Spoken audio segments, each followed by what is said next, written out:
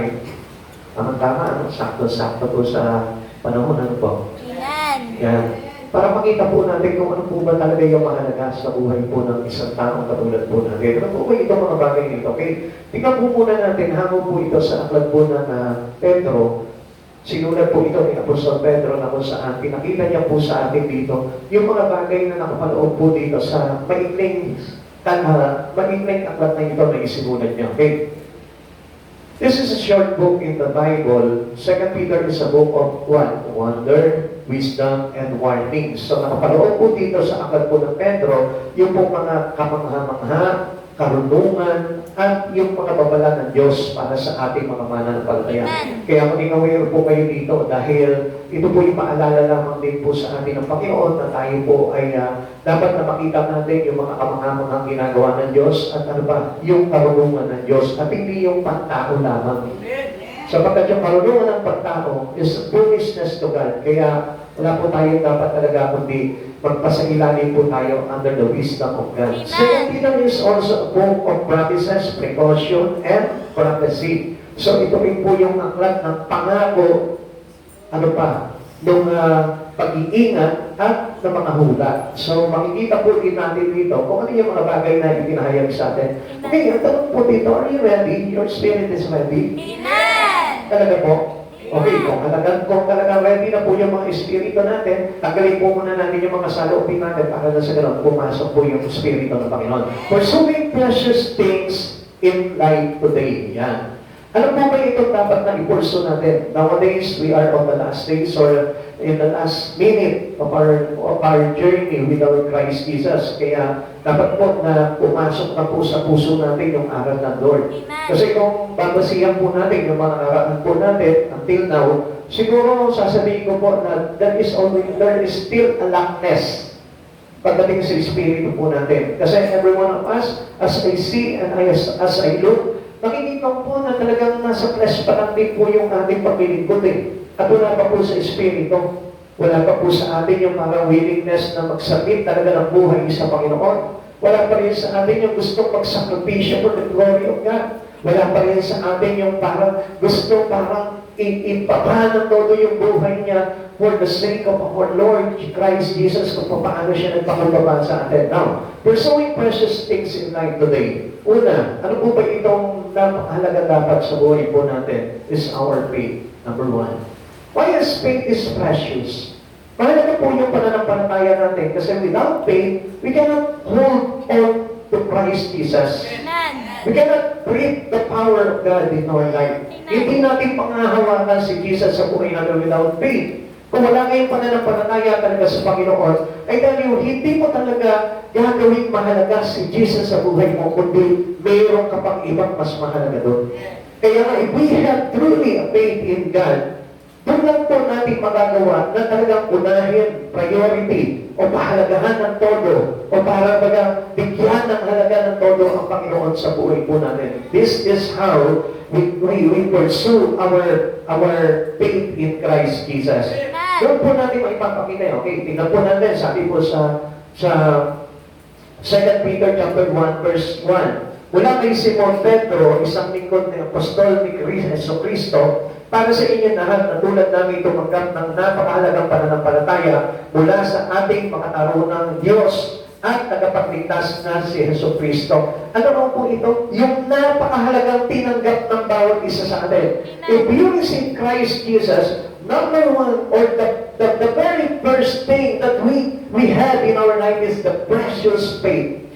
Yung mahalagang pananampalataya. Kasi without faith in Christ Jesus, o kung hindi natin pinapahalagahan, yung pananampalataya natin sa Panginoong Hesus Kristo, talagang hindi natin siseryosohin ang Lord sa buhay po natin. Kasi magiging panamuti lamang sa atin ang Diyos. Kaya nga napapansinin po natin, bakit po ba tayo nagsisimba? Bakit tayo dumadalo ng gawain? Because of our faith in God. Amen. Marami tayong gustong tuklasin sa Panginoon dahil alam natin na itong pananampalataya natin sa Panginoong Jesucristo ay magbubunga sa atin ng maraming bagay. Ng magagandang bagay. That's how we make this faith precious to us. Kaya ginagawa natin napakahalaga at napakainam nitong pananampalataya natin sa ating Panginoon. The first time we accept Jesus is the time that we accept also the spirit of faith. Yung faith na yun, it is not only comes into our heart. Hindi po yung basta na lumabas lang sa puso ko ng faith na ito. Kundi, we accept it truly when we accept Christ Jesus. Amen. Kung tayo matinanggap natin si Jesus, kasabay nun, the spirit of faith is given into you. Amen. Binigay ng Lord yun, kaya nga natuto ka mag-church. Natuto ka magtiwala sa Panginoon. Natuto ka na manalig sa Kanya. Natuto ka na magbigay ng buhay sa Kanya. Natuto ka na ilapit yung buhay mo sa Kanya. Why? Because of your faith. Nanalig ka kasi na maraming bagay na kaya gawin sa buhay mo ang Panginoon, which is the good things. Amen. Richly in good things ang ating Panginoon. Nanalig tayo doon kasi hindi ka naman lalapit sa Panginoon kung wala kang pananampalataya. Amen. As we do, kung mapapansin po natin, di ba marami po mga Kristiyano nagsasabi na, I believe in God, I have faith in Him. But still, kung titignan natin sa pamumuhay nila, iba naman yung pinapanampalatayaan niya eh.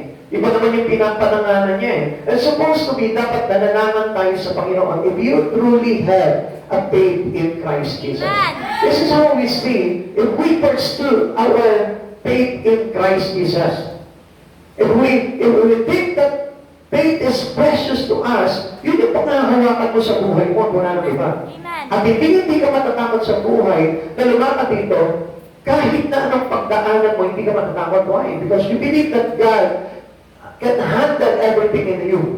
At alam natin that God cannot forsake us. Hindi niya tayo pababayaan, hindi niya tayo iiwan sa kalagayan po natin sa buhay na ito. Amen. Kaya nga po tayo nananalig eh. Dahil alam natin, God is so powerful. He is almighty God. Alam ko, igagawin sa akin ang Panginoon. Kaya nga lang po, that makes our faith has an action. Amen. Dapat lamang po na yung faith natin, if we truly pursue our faith in Christ Jesus, dapat nakita mo po ng action, ng gawa, yung ating pananampalataya. Sabi nga mo dito, the Christian's life begins with faith. Kung walang faith, hindi ka gagawa sa Panginoon. Amen po ba? Amen. Kung walang faith, hindi ka mag-church. Kung walang faith, hindi ka magbabasa ng Biblia. Kung walang faith, wala kang devotion, wala kang personal devotion sa Lord. Kung walang faith, hindi ka mapupunta sa lugar na ito. Amen. At I tell you, ito pong faith na ito, we need to pursue. Amen? Kailangan natin isulong yung ating pananampalataya. Not only have this faith, but we need to pursue it. Kailangan na patuloy na itinutulak natin yung ating pananampalataya patungo yung buhay natin kay Kristo. Hindi yung para nakatayo ka na lang doon sa ibabaw ng pananampalataya mo at hindi na rin gumagalaw yung pananampalataya mo dahil tapak-tapak mo. Kundi dapat sakyan mo yung pananampalataya mo para lang sa gano'n, italin ka niya o i-ride ka niya doon sa mga bagay patungkol kay Kristo. Kapag ang isang Kristiyano, tinapakan niya lang yung faith niya, wala po magiging action po yung pananampalataya niya. Subalit kapag nag-ride siya, sumakay siya doon sa faith niya, makikita mo itong faith niya, lalagyan siya ng direction towards the things in Christ Jesus. Kaya doon mo makikita na gumagalaw yung pananampalataya natin. Kaya there is a willingness to do work with Christ Jesus. Nagkakaroon po tayo ng team up pagdating sa ating Panginoon. Kaya nga, kapag malakas ang pananampalataya ng isang tao, ang ibig sabihin niyan, malaki ang kanyang espiritu, malakas ang kanyang espiritu, nag-iibabaw ang espiritu ni Jesucristo, at kapag malakas ang nag-iibabaw ang espiritu ni Jesucristo, there is a presence of work. Mayroong gawa, at makikita mong gumagawa yung kanyang pananampalataya. Kasi, alam niyo po ba, na ang pananampalataya ng tao ay nilagay yan para siyang pagtulak sa mga Kristiyano sa mga bagay sa Panginoon. Kaya huwag po natin sasabihin na may pananampalataya tayo kung wala namang kalakip na gawa. Amen. Kaya nga sabi po ni Apostol Santiago, sabi niya gano'n, patunayan mo sa akin yung pananampalataya mo na walang kalaking kagawa, patutunayan ko naman sa iyo sa pamamagitan ng aking gawa yung aking pananampalataya. Amen. Kaya nga mga kapatid sa Panginoon, hindi lang po basta-basta tayo nakikinig sa salita ng Diyos, kundi kailangan mayroong bunga yung ating pakikinig ng salita ng Diyos. Ito yung naglalagay sa atin para magtiwala ka sa Diyos. Ito yung maglalagay sa iyo to edify your spirit. Ito yung maglalagay sa iyo para lumago ka sa Espiritu. Ito yung maglalagay sa iyo para makilala mo ng todo si Yesu Cristo sa buhay mo. And that must be. Hindi mo na makikilala ng todo ang Panginoong Yesu Cristo kung wala kang pananampalataya sa iyo. The Christian's life begins with faith. Sabi po ng aklat po ng mga Roma 16:31. Babasahin po natin ito. Sumunod naman sila, sumampalataya ka sa Panginoong Jesus at maliligtas ka, ikaw at ang iyong sambayanan. Ito po yung bantay kulungan. Kung mapapansin po natin, this really the first time he met God. Ito yung unang pagkakataon na nakilala niya si Jesus. Sa pamamagitan nino? Sa pamamagitan nila Pablo. Na kung saan, ito pong jailer na to, ito pong tao na ito, ay hindi niya talaga lubos nakilala si Jesus. Kaya anong sabi po dito, ano ba dapat kong gawin? Sabi niya gano'n, para maligtas ako. Kasi noong time na yun, he was desperately about his work with the word. Kasi yung trabaho niya, wala na sa isay kasi nakatakas ng kulungan yung mga nakapinanggo. Kaya ano pong ginawa niya po dito? Because he's desperate with the word, siyempre, pag desperate ka, di ba? Parang, nawala na sa iyo buhay mo because doon ka kasi nananalig eh. Doon ka sumasampalataya sa trabaho mo, sa pamumuhay mo sa mundong ito. Kaya kapag yung mga bagay na yun, eh medyo nag-fall down, ikaw mismo, mag-despair ka. Amen? Amen. Di ba, pasinin mo, kapag halimbawa, sanay kang nagtatrabaho, biglang ka mawala ng trabaho, anong feeling mo? Masaya ka, hey, wala na akong trabaho. Hindi. Di ba? You're being under despair. Amen. Bakit? Kasi parang, ano ba sa isip ng buhay ko? Hindi na ako kikita, hindi na ako sa sweldo, wala na ako maibibigay sa pamilya ko. And that's what you know. Because yung faith mo nandun nakapaloob under the Word and not into the Word of God. Kaya nga, lahat ng tao na nananakot lamang sa mga bagay sa mundong ito, we become despair on the last days. Bakit? Hindi nila mapanghahawakan yun. Kaya nga, papasok na po tayo, ito tribulation eh. At magkakaroon na tayo ng cashless society. Now, kung mapapansin po natin, yan nga po sa mga superhighway po natin, ano po yung implemented na po nila ngayon? Yung RFID na po. Na wala na pong cash na gagamitin, kundi puro RFID na po.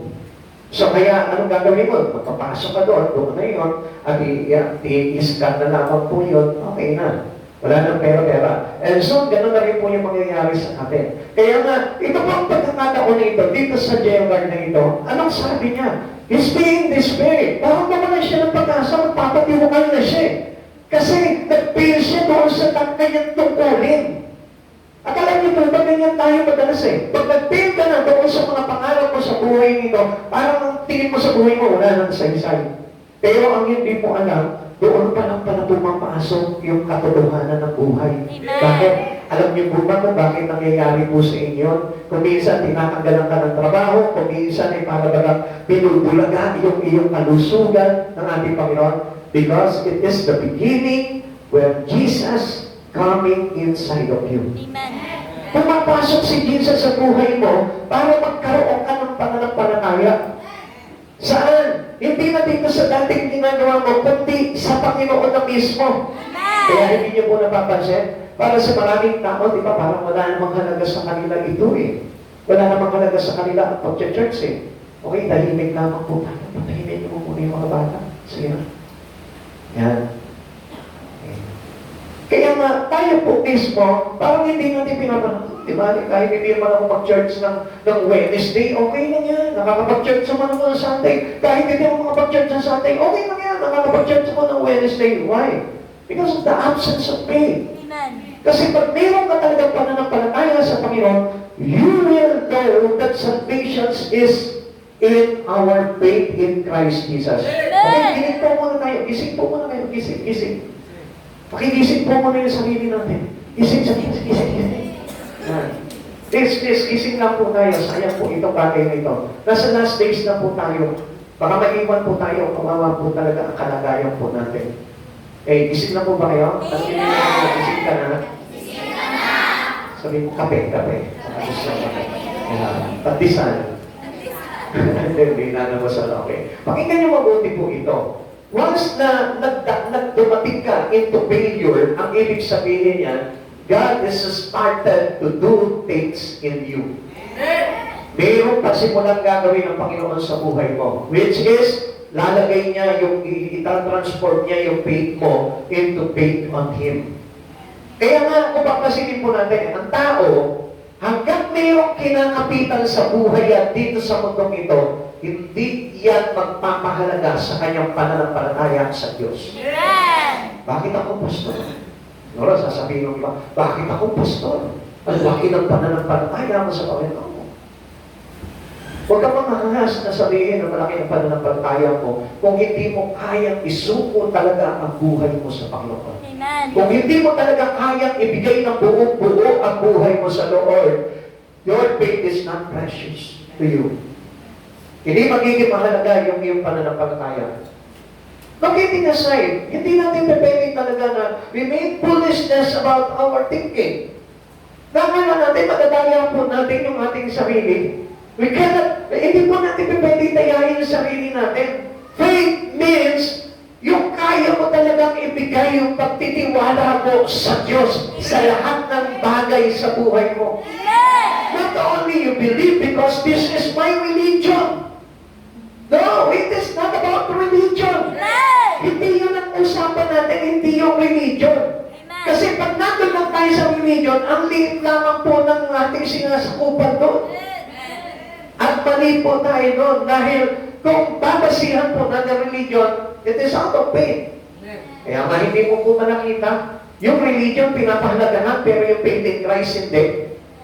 Napansin niyo po yun? Amen. Kaya nga po, ang dami po na sila nag-control ng sarili nila. Bakit? Why? Because they only involve their life into a religion and not in Christ. Amen. Naintindihan niyo? Amen. Kasi if you have faith in Christ, si Christ na yung magmamando ng buhay mo. Amen. Siya na yung magbibigay ng direksyon, ng direktiba sa buhay mo. Siya na magbibigay ng instruction sa buhay mo at hindi na ikaw. Bakit? Kasi ang nangyayari sa atin, kung control mo yung sarili mo, you are only involving your life into religion. Amen. Kaya hindi mo napapansin, pag sa religion, kontrolado mo yung buhay mo. Anong gagawin natin? Sige, ito lang, di ba? Yung baga, all in favor of myself. Yun nakapabor na sa sarili. Pero hindi mo mapalusot yung gusto ng Diyos sa buhay mo. Amen? Naintindihan nyo? Naintindihan natin? Kaya nga, ang daming disobedient pagdating po sa mga tao kapag wala po yung tinatawag na precious in faith. Yung walang halaga sa kanya yung pananampalataya. Sabi po dito ng 16 verse 21, sumagot naman sila, sumampalataya ka sa Panginoong Jesus at maliligtas ka, ikaw at ang iyong sambayanan. Kapatid sa Panginoon, the start of your life in Christ Jesus is the start of salvation to your whole family. Kapag pinagpisahan mo si Kristo na magsimula sa puso mo, yung pananampalatayang inilagay sa iyo, hindi pwedeng hindi maapektuhan yung pamilya mo. Amen. Kaya do not be selfish. Nasasabihin natin may pananampalataya tayo sa Panginoon pero hindi affected yung pamilya natin. You must affected your family with your faith. Kaya ano sabi po dito nila ng mga apostol, sumampalataya ka sa Panginoong Jesus at maliligtas ka, ikaw, you personally, and your household. Amen. At ang iyong sambayanan. Bakit? Kasi mayroon ng corresponding word ang pangyayari when you receive the Spirit of Christ Jesus about His faith. Amen. At yung faith na yun, it does work. Gumagawa ng gawa. Yung pananampalataya mo. Kaya, unang-unang tatrabahuhin yan, yung iyong household. Amen. Amen. Amen. That was faith. Okay, gising ulit tayo. Gising ka muna ulit. Mabuti ko, God, gising-gising. Yan, okay. Salamat po sa Panginoon. Tuloy po natin ito. We cannot accept Jesus without faith. Hindi natin matatanggap truly ang Panginoon sa buhay natin kung walang pananampalataya. Pakisabi mo man, hindi ka tumanggap kay Yesu Cristo Hindi ka tumanggap kay Yesu Cristo kung walang faith.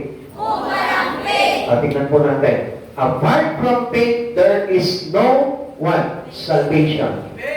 So, ang ibig sabihin pala nito, yung faith po pala mismo, si Jesus, Amen. na pumasok sa katawan ng isang tao. Amen. Amen? Naibigan po natin, it is the Spirit of God. It is the fruit of the Spirit. Yung ating katapatan din sa Kanya, which is our faith. Amen. Siyempre, paano ako magkakaroon ng faith kung wala nang katapatan sa Diyos? We cannot work our way to heaven without faith. So sa madaling salita, paano ka dadaan doon sa daan ni Kristo without faith in Him? So sa madaling salita, iba pa rin yung dadaanan mo. Because we have two kinds of way. Amen? Amen. Meron tayong dalawang uri ng daan. Amen. Which is the narrow way and the broad way. So kung titignan po natin dito, the narrow way is the hardest to go with this way. Amen. Ang hirap daanan nito eh.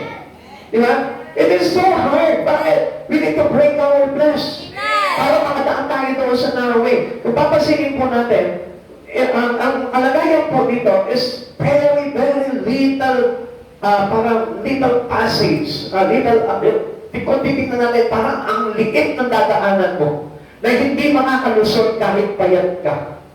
Amen? Meron ba payat dito? Yung katawan niya, hindi makakalusot yan into the narrow way. Into the narrow way. Basta, paano tayo ngayon? Especially ako, mataba ako. Paano ako makakadaan doon? Then, anong ibig sabihin po dito? Deny our flesh. And Amen. walk into the Spirit of God. Kaya nga yung pananampalataya ng isang tao, they thought having this faith. Iniisip nila, meron akong pananampalataya. Pero, yung faith mo nakakabit lang sa laman. And not into the Spirit of God. Amen. And supposed to be, kapag nasa Espiritu ka pala ni Jesus, yung faith mong yun, malulustad na yung tamang daan. We can walk already into the way to heaven. Doon tayo makakalakad. Kaya nga, without faith, truly faith, alam niyo po ba na hindi tayo makakalakad papuntang langit? Ang lakad pa rin natin dito pa rin sa mundong ito. Amen. Toward destruction. Naintindihan? Amen. Towards hell, para mas lalong mainam na maintindihan po natin. Na kapag tayo lumanalakad sa laman at namumuhay pa rin sa laman, towards destruction. Amen. Naintindihan? Amen. Sapagkat si Jesus po yung aakay sa atin papunta sa langit. Now, kung mapapansin po natin dito, it is the same with rapture. How can we be raptured kung hindi tayo convert ng Lord into glorified body? Pag sinabing glorified body, it is the body in the Spirit of Christ Jesus. It is the same with the body of Christ. Amen. Doon tayo mapapakit na siya sa langit, ano sabi niya? Oh, do not touch me. Hindi pa ako nakakarating sa langit. Sabi niya kung gano'n, di ba? Amen. Huwag mo muna akong hawakan. So, alam niyo kung bakit? Because yung touch ng word ng flesh is marumi. Amen. So, we cannot enter the kingdom of heaven if we are unclean. Unclean. Amen. Diba? Kung hindi tayo nalilinis pa. Kaya nga ganito nga po yan. We need to know how to walk into the Spirit of God. By trusting into our faith in Christ Jesus, doon natin malalaman ngayon kung paano lumakad sa Espiritu ng ating Panginoon. Amen. Tingnan po natin, sabi po ng Ephesians chapter 2, verse 8 to 9, sapagkat tayo sa kagandahan loob ng Diyos, tayo ay naligtas sa pamamagitan ng pananampalataya. At ito'y kaloob ng Diyos at hindi mula sa inyong sarili. Hindi ito bunga ng inyong mga gawa, kaya walang may pagmamalaki ang sinuman. Gumawa ka man ang gumawa sa sarili mong pamamaraan. Wait, gusto ko po na malaman din po dito. Iba yung gawa that is living by Christ Jesus than your work that is living by your flesh. Amen. Malaki po pagkakaiba po nun. Yung sinasabi dito na hindi makakapagligtas sa ating gawa, yung gawa sa laman. Amen. Dahil kahit na gumawa ka ng gumawa, through your flesh, hindi ka talaga maliligtas. Why? Because the word that we needed to have in our life is the word in the Spirit. Amen. Naintindihan mo natin? Amen. Ano na po ba yung faith with word? Amen. Faith with word, naintindihan po natin? Faith, word, in flesh is not acceptable. Amen. Amen. Amen. Faith, word, in spirit, that is. Yun po yung kailangan po natin. Kaya nga po tayo naglilingkod sa Panginoon. You know why? Alam niyo kung bakit? Para na sa ganun, matutunan natin how we walk into the Spirit of Christ. How can we go past into the way of Christ Jesus? Kung paano tayo makakadaan doon. Kaya nga, mga kapatid sa Panginoon, meron tayong illustration doon. Sayang, hindi ko lang po na ano dito kasi hindi ko alam kung paano magpasok ng ano eh. Meron po kasi video po doon. Doon, yung pong isang tao na ang dami niya pong mga luggage. Ang lalaki ng mga luggage niya. And then there is a simple little or narrow door, yung mga maliit na pintuan. Tapos, may isang bantay po doon na pumapasok siya. Ayaw niyang bitawan yung kanyang mga luggage because yung laman ng kanyang luggage is so much important for him. Amen. Amen. Kaya nga sabi gano'n, how can you pass this door kung hindi mo bibitawan yung iyong mga luggage? Sabi niya gano'n, hindi ko pwede dahil mahalaga sa akin itong mga luggage ko. Nandito yung kanyang kayamanan, nandito yung kanyang mga pera, nandito yung kanyang mga titles, nandun naka-insert lahat doon sa kanyang luggage. Kaya anong ginawa sa kanya, sabi niya gano'n, now, hindi ka makakapasok dito kung hindi mo bibitawan yan. Sabi niya, anong dapat kong gawin? Trust in God. Have faith in Him. Siya ang bahala sa buhay mo. Kaya ginawa niya, binitawan niya yun, and we can easily pass the door. Amen. Kapatid, ganun din po tayo sa Panginoon. We cannot pass it through the door in Christ Jesus kung dala-dala po natin yung ating mga bagahe na pinanghahalagahan natin dito sa mundong ito. Ano po ba yung mga bagay niyo? Yung kayamanan ng mundo, the riches of the world, the title of the world, the wisdom of the world, the things in you, in your possession, hindi natin madadala yan. Pagpasok natin sa kahit. Amen.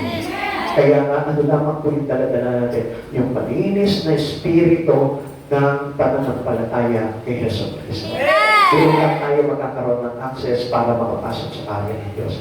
Ngayon, kung papansinin natin mga kapatid sa Panginoon, why so many hindrances when you go work with God? Bakit? Kasi nga po, ang mga nakaharap yan ay walang iba kundi yung mga bagay sa mundong ito. Amen. And just the word of flesh. Amen. Kaya nga mga kapatid, intindihin niyo mabuti para sa ganon. Alam niyo po kung ano yung bagay na itinuturo ng Panginoon to enter His kingdom. Faith is so precious. Pakisabi mo. Faith is so precious. Sige, pakisabi mo. Kung hindi mo nasabi, ulitin mo. Sabihin mo. Faith is so precious. Mahalaga po ang pananampalataya. Kayamanan natin dapat ang pananampalataya natin. Okay. Faith in Christ brings justifications to sinner. Yung pananampalataya rin, ang isang makasalanan kapag nanampalataya kay Yesu Cristo, maliligtas. Ang sabi po ng mga kasalanan na dapat namin gawin. Sumampalataya ka sa Panginoong Yesu Cristo, maliligtas ka, ikaw at ang iyong sambayanan. So, kung papasinin po natin dito, it gives us justification about our sin. So ito po yung kumpagay maglilinis ng lahat ng kasalanan po natin. Kasi once you have faith in Christ Jesus, you have believed or you believe in everything in Christ Jesus. Amen. But kung halimbawa napakaliit ng pananampalataya mo at hindi pa totoong pananampalataya, how can you believe the cross of Christ? How can you believe the word of Christ Jesus to save you? Paano po na napalatayaan yung bagay niyon? Kasi sinasabi po ng maraming tao, I believe in the cross of Christ Jesus. But why? Paano? Bakit? Paano mo nasabi na ikaw may pananampalataya ka into the cross of God? If you won't be baptized by the cross of God, kung hindi ka nabautismohan ng krus ni Kristo, paano ka mananampalataya? At alam niyo po ba, na kapag hindi ka naniwala sa mga bagay na ginawa ni Jesus, para maligtas ka, hindi ka rin maliligtas. Amen. If you have only that faith. Kung ganun lamang ang klase ng pananampalataya po natin. We are all sinners. Alam po natin yan. Lahat tayo makasalanan. Amen. At hindi po tayo po pwede na lumagpas po doon sa bagay na make shortcut para po tayo maligtas. We need to have a faith, the real faith, a genuine faith. Amen. Yung talagang faith na mainam talaga, hindi yung basta nananalig ka lang. Kaya ka nagsisimba, nananalig ka lang. Hindi lang po yung gano'n, kundi yung may kinalaman sa kabuuan ng buhay mo. Amen. Yung alam mo na ito yung maganda, yung mga bagay kay Jesus. Alam mo na kapag halimbawa nandiyan sa sarili mo, alam mo kung ano makakabuti sa iyo, si Jesus. Alam mo doon sa mga ginagawa mo, sa trabaho mo, alam mo kung ano makakabuti doon, si Jesus. Alam niyo, kuminsan, doon po tayo parang tinadaya. Why? Because we know that Satan is a crafty. Masyadong tuso po si Satan. Amen. At alam niya po na dinadayo, kaya mo naman yan kaya mo. Kaya nga, kanina po, yung meron po akong nireview pa rin kay Sister Tare. Sabi ko, Sister Tare, hindi mo kaya. Kasi meron siya pinost niya, Sister. Kaya ko, ano yun? Nakalagay doon? Kaya ko. Parang gano'n, di ba? Kaya ang sinabi ko, no, apart from Christ Jesus, you can do nothing. Amen. Pero kung papasinin po natin, ang tiwala natin, nasa sarili lamang po natin. Pero, ang sabi po ng Biblia, without Christ Jesus, we can do nothing. Amen. Without the strength that given to us by God, I can do nothing. Wala tayo magagawa kung wala yung lakas na kaloob sa atin ni Yeso Cristo. Kaya nga mga kapatid sa Panginoon, kuminsan, di ba? Kinakaya lang natin personally, sa sarili natin, yung mga bagay, yung pag-aaral, yung trabaho, yung pamilya, kinakaya lamang natin sa sarili natin. And we won't believe that God can do the rest of the things in you. At Diyos ang natawa doon, mga kapatid. Because we are only a sinner. Ano ba yung tatagumpay natin? Without trusting Jesus. Kasi we are only a sinner. Lahat tayo nagkasala. Walang naghanap sa Diyos. Paano ka magtatagumpay without God? Maraming, okay, salamat, magtatagumpay ka. Maaaring kumita ka ng malaki, pero yun na ba ang katagumpayan? No, hindi po yun eh. Ang katagumpayan, yung merong magbuhay na walang hanggan. Hindi yung basta nagtagumpay ka lang dito, malaki sweldo mo, nakagraduate ka, magandang trabaho mo. Tagumpay na, it is not the victory. It is not the true triumph. Ang totoong tagumpay po talaga, ipasok po natin sa isipan po natin, when we have life eternal. Yung meron tayong buhay na walang hanggan, sa piling ng ating mapagtagumpay na Diyos o mananagumpay na Diyos, walang ibang kundi si Yeso Cristo. Sabi po dito, keeping the law cannot justify a sinner. Kaya nga wala pong nagawa eh. Kasi alam niyo po ba, yung law, yung batas, yung kautusan ay submitted to our flesh, only by flesh. Sa laman naman po yung mga kapatid sa Panginoon. Kaya nga wala nagawa po nun eh. At alam niyo po ba, kung papabayaan lang tayo ng Diyos sa paggawa sa laman, walang maliligtas sa atin. Amen. Kaya nga, anong ginawa ni Jesus? Ginawa niya lahat ng mga nakasalig sa kautusan para sa atin. Ngayon, ano lang gagawin natin? By faith in Him, tayo po ay bahagi na ng pagliligtas ng ating Panginoon. Ganun lang ang po kasi yun. We are justified by faith apart from the law. So wala na po tayo, hindi na po tayo under the law. Hindi na tayo under ng kautusan. So mag-play ka man doon sa kautusan, mag-audit ka man. Pero hindi ko sinabi, magnakaw kayo ha.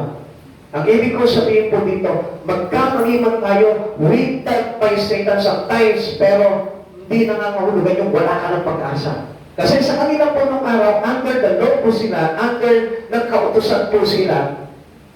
Kapag nagawa mo yung isang bagay doon, mayroon ka ng kaparusahang kamatayan. Pero now, sa atin po, ang laki ng chances po natin because of our faith in God, dumaloy po yung grasya ng Diyos. Dumaloy yung habag ng Diyos sa atin. Kaya lang, alam niyo po, ang nangyari po sa atin, yung ating faith sometimes abused by many Christians. Panay, nananampalataya naman ako ng Lord, ililigtas ako ng Lord dahil nananampalataya ako sa Lord. We abuse that grace of God. Kapatid, still, ano sabi ni Jesus? Hindi sa tinawang walang bisa ko ang kautusan, pinagtitibay ko pa. So, ang mahalaga lamang po, ang tinanggal ng Diyos lamang po doon sa kautusan ngayon, yung bang hindi tayo sa isang gawa ay maparusahan agad tayo. There's still always a grace na Amen. magsasabi siya, oh, hold on. Huwag mo munang ipapataw sa kanya yung kanyang parusa. Let us give him chance. At yun po yung chance natin, the grace of God. Kung Amen. bakit pinipili tayo ng Diyos na matuto ka sumunod, matuto ka magpasako, matuto ka maglingkod sa Kanya, it is because of that grace. And apart from the grace of God, we cannot serve God. We cannot serve God anymore. Kaya wala tayo may pagmamalaki. Hindi natin may pagmamalaki yung sarili nating gawa. Kaya lang, under our faith in Christ Jesus, yun na nagtulak sa atin para gumawa tayo ng tama sa harapan ng ating Panginoon. Amen. Okay, tuloy po natin. Ang sabi po dito sa Roma chapter 3, verse 24 to 26, ngunit tayo sa kanyang kagandahang loob na walang bayad niyang ibinigay, sila ay itinuring na matuwid sa pamamagitan ni Kristo Jesus na siyang nagpapalaya sa kanila. Siya ang inalay ng Diyos bilang handog upang sa pamamagitan ng kanyang dugo ay mapatawad ang kasalanan ng lahat ng sumasampalataya sa kanya. This is how faith is precious. Amen. At alam niyo po ba, kung hindi dahil sa banal na dugo ng ating Panginoong Jesucristo na humugas sa atin, hindi po sana magkakaroon ng kaguluhan yung pananampalataya natin. Amen. Kaya yung faith natin, apart from Christ Jesus, walang saysay. Amen. Our faith is based on Christ himself alone. Amen. Kaya nga, maraming uri po ng pananampalataya. Nananampalataya ako sa Diyos because of my own faith. Hindi po ganun yung pananampalataya. Nananampalataya ako sa Panginoon because of His grace. Amen? Amen. Grace lang nandun yung kaya nga walang maipagyayabang ng tao, sabi ko sa atin. Hindi dahil sa ating mga gawa, kundi by the grace of God, we are being saved.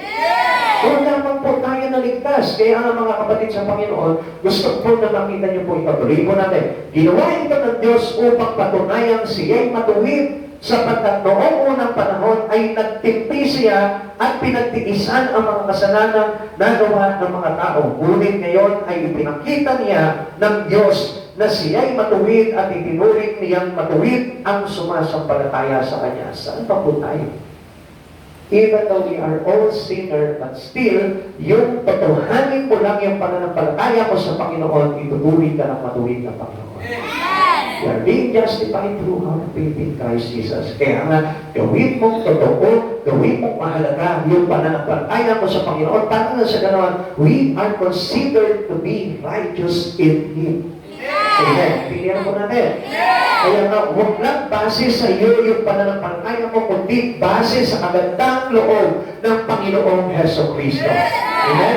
Our salvation is through faith alone, through Christ alone, through grace alone.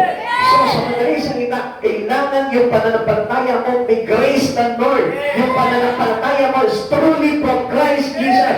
Huwag mong paghihiwalayin yung tatlong bagay na yun or else, yung faith na yun ay magiging sarili mo lamang, personal faith mo lamang. Amen. At hindi po yun yung kinoconsider na faith ng ating Panginoon. You can have a faith to your friend. You can have a faith to your family. You can have your faith into the works, into the things that you do in your life. Into your success. Minsan natin lang po yung pananampalataya natin. But it is different in our own faith in Christ Jesus through His grace. Dahil sa biyaya at habag ng Panginoon, doon po tayo talaga nagkaroon ng totoong pananampalataya. Kaya nga yung pananampalataya po natin dapat ay talagang panghawakan natin, pahalagahan natin, ilaban natin hanggang kamatayan because through our true faith in Christ Jesus, we will be saved. Amen. Kung lamang po tayo may iniligtas ng ating Panginoon. Amen po.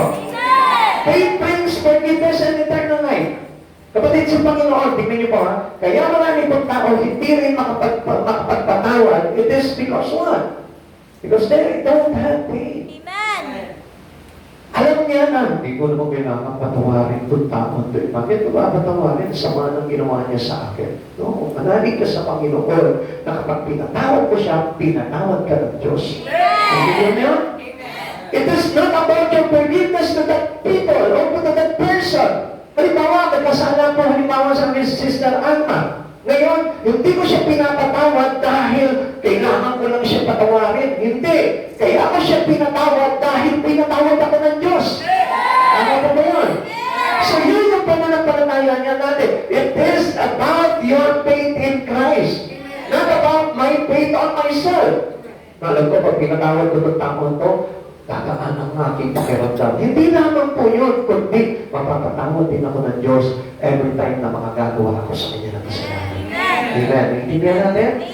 Okay, tingnan po natin. No wonder Peter calls faith precious. Kaya ito po si Pedro, sinabi niya na napakahalaga ng pananampalataya. Pwede mo nga pakisabi sa katabi mo, mahalaga ang pananampalataya. Sabi mo sa kanya, mahalaga pa sa trabaho mo. Kaya hanggang maaari, iwanan mo yung trabaho mo. Kung mayroon kang pagsampa, magsampa ka sa Panginoon. Kung may gagawin ka sa Panginoon, iwanan mo yung trabaho mo. Iwanan mo kung ano yung ginagawa mo. For the glory of God. And this is true faith. Yun yung pananampalataya. Even kung kailangan iwanan mo yung boyfriend mo, iwanan mo yung girlfriend mo, iwanan mo yung asawa mo. Pero huwag ka makikipag-iwalay sa asawa mo. Ang bawal yun. Amen? Kapag halimbawa lang, let's say, pinagawa lang ka, huwag kang nakaatin ng church ngayon, mag-aaway tayo. Sige, di ba, di na pawahin mo ko, mag-church pa rin ako, babatiin na lang kita pag-uwi ko. Ano na, hindi mo tutuluyang iiwanan, ha? Amen? Nagkakaintindihan tayo? Pero kung boyfriend pa lang, girlfriend pa lang, at ginagano ka lang, pinipigilan ka na sa iyong paglilingkod sa Panginoon, iwanan mo. Amen? Ako, pinakabaan si brother.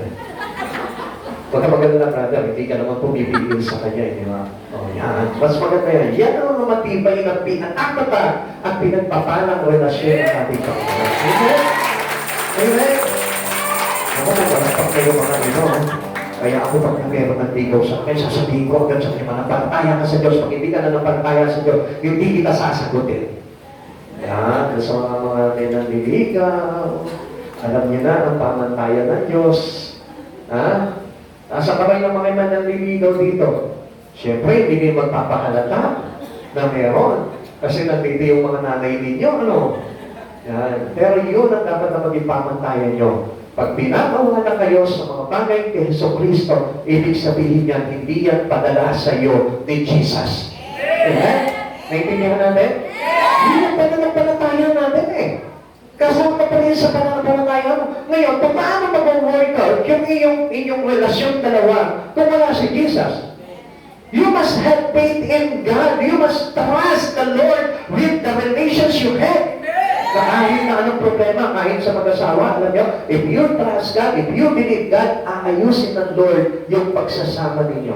Kaya alam niyo, kung minsan, maraming broken family, maraming naghihiwalay na mag-asawa, alam niyo kung bakit? Because there is no Christ Jesus. Pero kapag nandun si Jesus sa buhay niyo, I tell you, kahit na anong hindi niyo pagkasundo ang dalawa, mamamagitan si Jesus sa gitna ninyo at aayusin pa rin yung inyong pagsasama. Amen. Amen. Naintindihan ko natin? Mahalaga ang faith sapagkat ito yung kapahayagan na tayo po iniligtas ng Panginoon.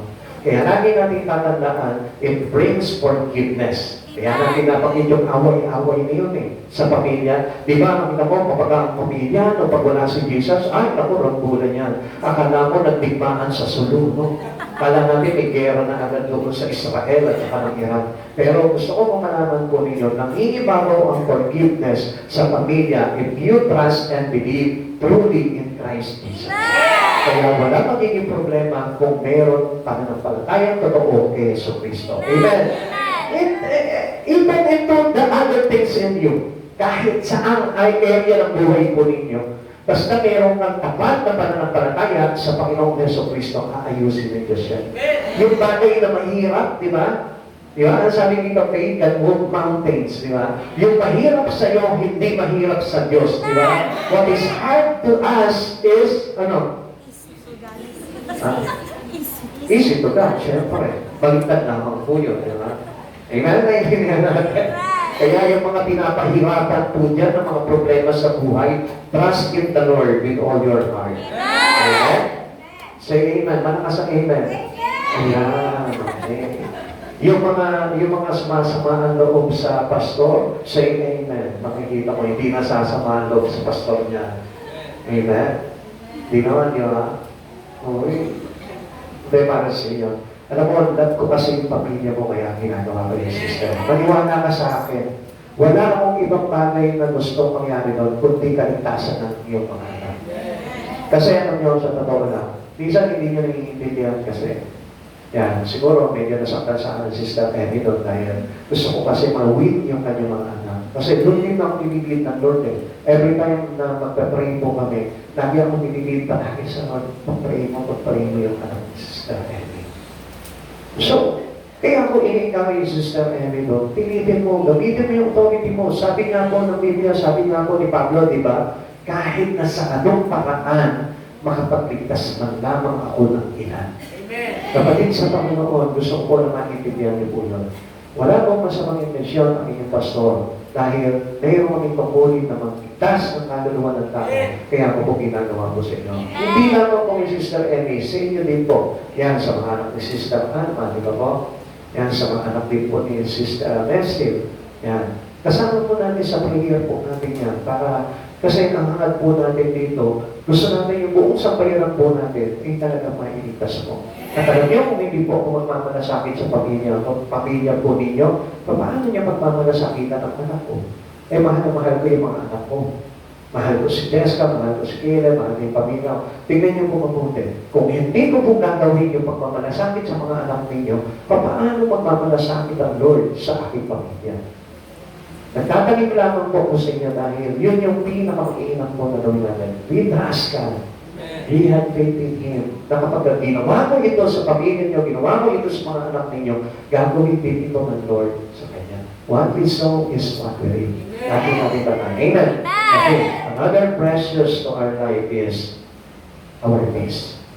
Why is peace precious? Bakit po ba mahalaga ang kapayapaan? Una, 2 Peter chapter 1, verse 2 to 3. Sumagana nawa sa inyo ang magandang loob at kapayapaan ng Diyos sa pamamagitan inyong pagkakilala sa Kanya at sa ating Panginoong Jesus. Tinanggap natin sa pamamagitan ng kapangyarihan ng Diyos ang lahat ng bagay na magtuturo sa atin upang tayo'y mamuhay na mga Diyos. Ito'y dahil sa ating pagkakilala kay Jesus na siya rin tumawag sa ating upang bahagian tayo ng kanyang kalwalatian at kadakilaan. Sabi dito, sumagana nawa sa iyo ang kagandang loob at kapayapaan ng Diyos. Amen. Alam niyo po ba, the desire of God to every children of Him is to have peace.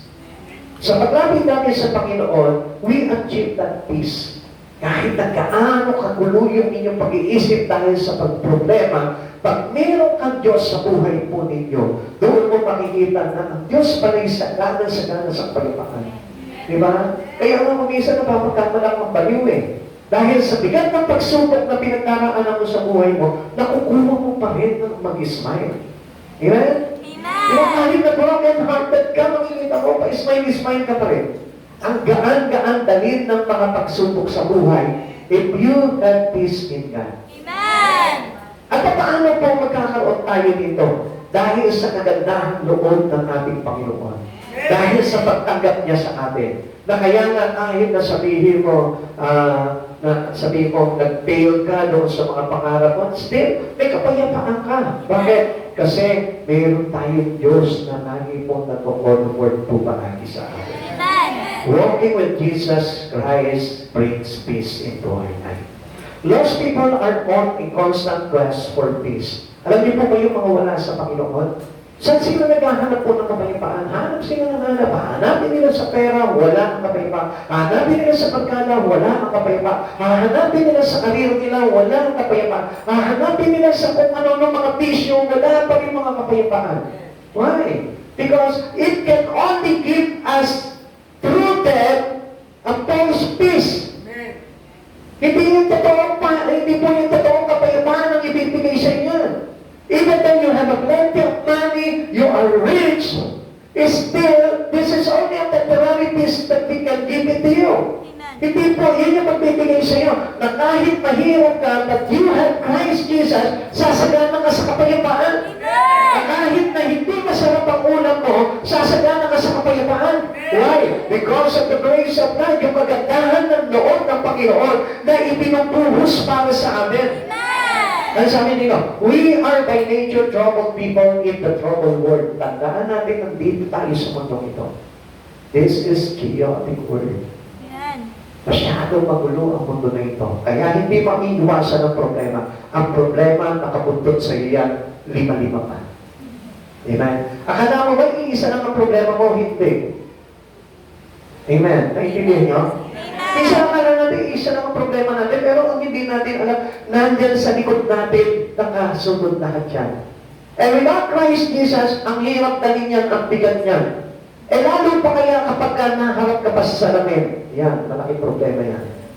The biggest problem that you have is the problem of your face. Hindi yan. Yeah. Yeah. Ang sabi ko nila dito, let us face our problem. But if the problem is our face, wala na tayong magagawa. Yeah. Pero hindi po yun. Pero gusto ko po na malaman po ninyo, everyone has a lot of problems in life.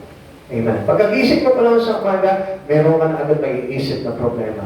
Why? Because we are in the troubled world. Tandaan natin itong mundo natin, walang kapayapaan niya, walang totoong kapayapaan. Kaya nga yung ibang mga kabataan, medyo naliligaw sila sa paghahanap ng kapayapaan eh. Kala nila, makikita nila yun sa kaibigan, sa bisyo, sa lakwadya, sa kung ano ng mga bagay, sa mundong ito, di ba? Hindi mo doon magtatagpuan ng kapayapaan.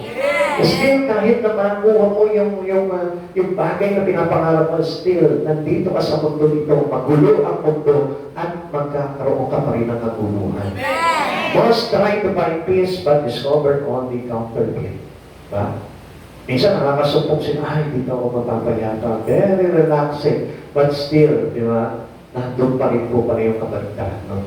Di ba? Minsan na, di ba, magre-relax ka, no? Pupunta ka sa isang resort. Di ba? Okay, makapayapa ka pa ng dalian, isang araw, 2 araw, di ba? 2 nights, di ba? And then, pagbayaran na, ay, nagulo na naman yung utak mo. Yan, naitingnan niyo po yun. Wala pa rin. It is temporary. Di ba? Yung halimbawa, di ba, may nanliligaw sa'yo, gwapo-gwapo. Hindi ka na. Alam ko, bago ko si Ate ka, naging na, Pastor, pogi niya, Siyempre, patala sa ilang Lord dyan eh. Kaya, may kinikilig siya. Yan naman, parang may naamoy niya na parang pag-iinit na sa mga, hindi ka naamoy. Mamatika na lechon. Nagmamatikan. Parang nagmamatikan ang mukha ko o hindi lang. Kaya ba yung mga ringing bells na yan? Kaya ba kami makakarinig ng ano yan? Wala ba ba? Pagal naman, malapit na dumating ang Lord. Malapit na dumating ang Lord. Kailangan na yan. Mas maganda yung di ba? Yung medyo mga... Ang sarap ko kasi nga, yung mga bata, mga madali. Itong mga ito, nasa tamang edad na ito. Huwag kayo muna magpaplano. Di ba, napunta kayo ng pagdating ng Panginoon, walang problema doon. Ito sinabi ka, hindi na pwede. Hindi na natin. Di ba, nasa kami pag yung nandiyan sa stage niya, harap na. Minsan pag dati nung araw, nung mag-ano pa lang po kami ni Sister Mary pagkagabi. Yung parang iniwagin mo natin yung tatawag sa'yo, Tata! Bena! Dumating na ngayon, Tikene, Tata, Bena! Bena naman! Diba? Sarap yung mga gano'n, diba? Sino kaya ka mo ganito? Sino kaya? Uy, yung ilong kamukha mo! Diba? Yung ilong kamukha mo, bakit mukha ba siyang ilong? Diba, noon parang asawa ka. Diba, si brother, i-imagine mo lang kung sino kamukha. Sana sa iyo kumuha ng sister. Joke na, nakakasya, nakakagaling ka. Parehas lang ngayon maganda eh. Kaya okay na. Di ba? Mas maganda na yung pag nag-mix siya, ano? Praise the Lord. Palagi po ganda. Ang sarap eh, di ba? Excited ka palagi pag gano'n. Kaya, kaya na si Father.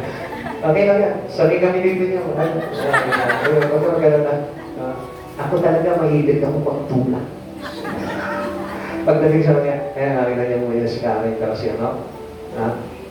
Dahil sa tulak ko, napaaga. Kaya nakita niyo naman, nanlulusog ng mga anak niya, magkaroon ka ng anak na katulad ni Jacob. Diba? Taob ang isang kaldero. Kaya nga, yan ang pinagpapala talaga ng Panginoon. Amen. Huwag mo na mga harap, mga bata. Tawal ka. Amen? Ay, hindi kayo? Ayaw tumatabaw na sa mga nanay dito. Hindi. Bata pa kayo. Okay. Ano pa sabi ko dito? Sometimes in counterfeit yung ating mga natatagpo ang kapayapaan. Okay? Continuing in sin prevent peace. Yan. Alam niyo po ba na kapag tayo nagpapatuloy sa pagkakasala, medyo naguguluhin po yung kapayapaan po natin. Kaya nga po, if we live out our life into sin, doon dumarating yung peace in Christ Jesus. Amen. Amen. Isaiah chapter 57 verse 21, walang kaligtasan ang mga makasalanan. Pakisabi nga po, Walang kaligtasan ang mga makasalanan. isang malakas na sigaw pa. Walang kaligtasan ang mga makasalanan. Lost people go in eternal damnations, no peace on people without Jesus. Alam natin yan, na kapag ikaw nandun ka na sa impyerno, kailangan ka pa magkaroon ng kapayapaan. Peace can happen through Christ Jesus, even if you are into this world. Kahit na nandito ka sa mundo ito na napakagulong mundo, still, if you have Christ Jesus, pag meron ka Jesus sa buhay mo, I tell you, lagi kang dinadalaw ng kapayapaan. Amen. Na kahit na on the midst of your problem, in the midst of your depression, your stress, nandun dadalawin ka ng kapayapaan. Kaya nakita niyo yung iba, di ba, yung mga negosyante, halos hindi na dalawin ng kapayapaan niya. Bakit? Ang gulo-gulo na ng isipan nila. Kaya anong ginagawa ng Lord? Relax ka muna, hindi ka, mag-church ka muna, mag-worship ka muna. Doon lang sila dadalawin ng kapayapaan po ng Panginoon. Kaya nga kahit yung mga estudyante, di ba, minsan pagod sa pag-review, review ng review, review ng review, review ng review. Hindi naman talaga nag-review. Ha?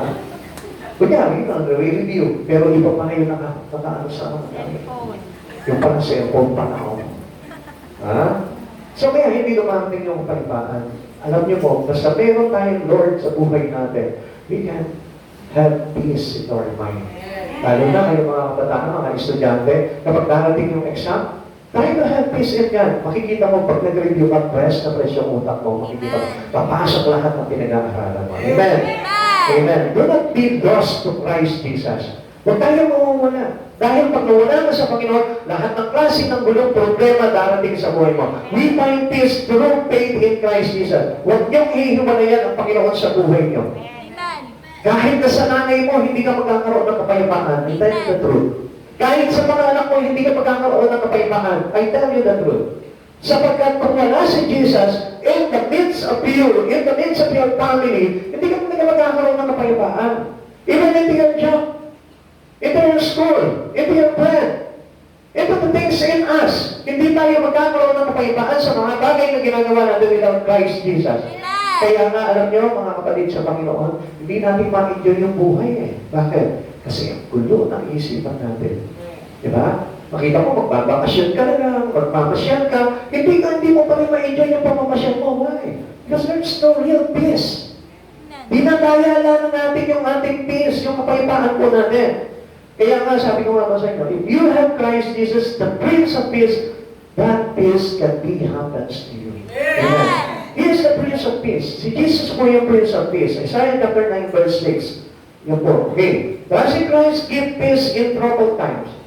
Yung ating pananampalataya, yung ating pagtitiwala sa Panginoon, if every times we have in trouble, I tell you, we can find peace. Makakasupong pa rin tayo ng kapayapaan. Pero ano kaya katabi mo kung may kapayapaan ka sa buhay? Pagkagulong-gulong ka na, pagkalito-kito ka na, kapag hindi mo na alam halos ang iyong gagawin, at parang hindi mo na alam kung ang direksyon ng buhay mo, then that was the perfect time you go to Christ Jesus. Yun na yung pagkakataon. At sometimes, alam nyo, God's allowing to have a troubled time. Inaalam ng Lord yan. Yung Panginoon sa pananalapi mo, magkaroon ka ng problema ng matuluhan, yung sa mga bagay na ginagawa mo sa araw-araw, daily routine ng buhay mo, nagkakaroon ka ng kaguluhan. Inaalam ng Lord yan for you to find Christ Jesus. Hanapin mo ang Panginoon, makikita mo. Doon lang magiging maayos ang lahat sa buhay mo.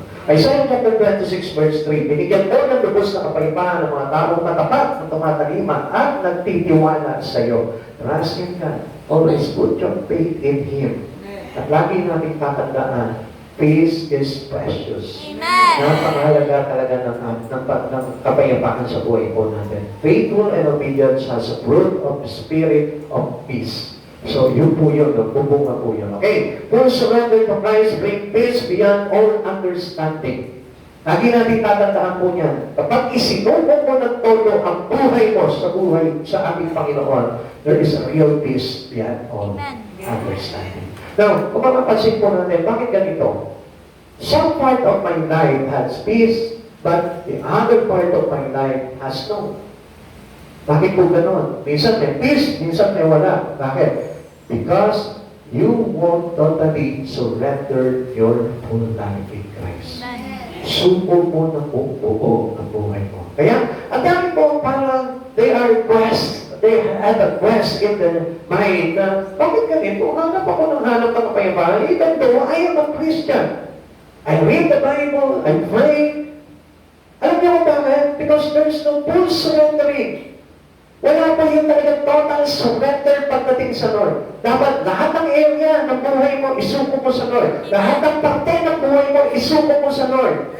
Everything in your life, you must be surrendered to God. Amen. Amen? Amen. Kung yung isang parte lang ng buhay mo, isusuko mo sa Panginoon, yun lang ang sasakupin ng peace.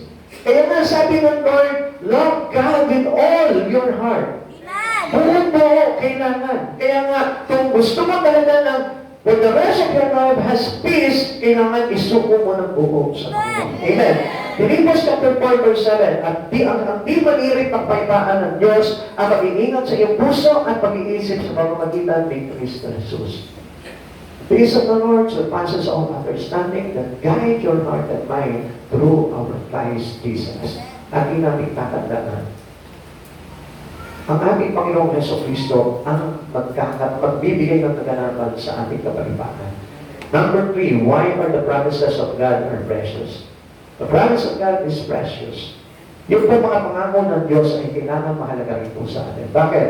Sapagkat yan din sinabi na ang pangako niyang kaligtasan ay tatanggapin natin sa buhay na walang hanggan. Kaya pinangawakan po natin yan. Kaya without the promises of God in you, if you turn back your life into the other things in the world, I tell you, hindi mo matatanggap talaga yung pangako ng kaligtasan from the Lord. Kailangan ilapit mo yung buhay mo, ilapit mo ng todo sa Panginoon yung buhay mo, then the promise of God will be given to you soon. Kung tayo po ay mananatiling tapat sa ating Panginoong Jesucristo. 2 Peter chapter 1 verse 4. Sa paraang ito ay binigyan niya tayo ng mga kadakila at napakahalagang pangako upang makaiwas kayo sa daw sa nakasisirang pagnanasa sa sanlibutan ito at upang makabahagi tayo sa kanyang bigas bilang Diyos. Ano sabi niya po dito? Tayo'y umaasa sa pangako ng Diyos. Ha? Pansinin nyo, anong gusto ng Lord na mangyari sa atin? That we might have this promise. Ito yung dapat na panghawakan ng bawat isa sa atin. The promise of God. Yung ipinangako niya sa iyo, hindi yung ipinangako ng mundo. Kaya God is against to the promise of the Lord. Bakit ang sabi niya po dito? Sa paraang ito ay binigyan niya tayo ng mga dakila at napakahalagang pangako. Para daw ano? Upang makaiwas kayo sa nakasisirang pagnanasa sa sanlibutan ito. So meaning, your last to this world can be avoided if you have this promise from God. Amen. At kapag yun ang pinanghawakan natin, yung pangako ng Diyos, hindi ka na magnanasa sa mga bagay-bagay sa mundo na ito. Kaya nga, willing to have contented life. Willing to have only Jesus in your life. Bakit? Kasi yung pangako ng Diyos nandun lahat. Higit pa yan sa pinapangarap ng kayamanan ng mundo ito. Kaya na nagkakagulo-gulo ang buhay ng isang tao. Alam niyo ba kung why we have a lot of trouble in life? It is because of our lust in this world. Amen. Yung mga pagnanasa natin sa mundong ito, nasa natin na yumaman, nasa natin na magkamal, nasa natin na maging sikat, nasa natin, mga bagay na ninanasa mo sa mundong ito, that can lead you into a big distraction. Amen.